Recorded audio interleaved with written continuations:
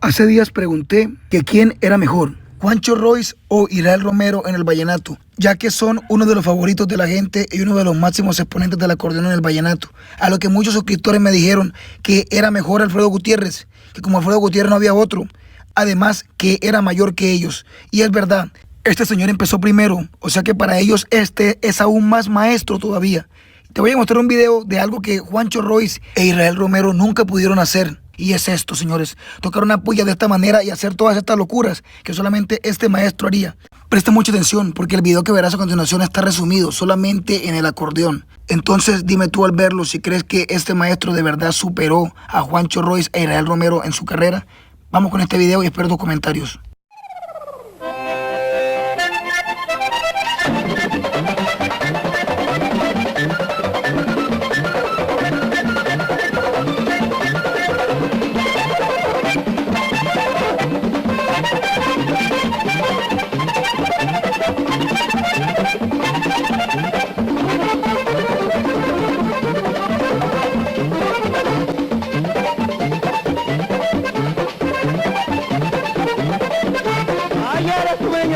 Ayer estuve en el campo cuando era muy tempranito.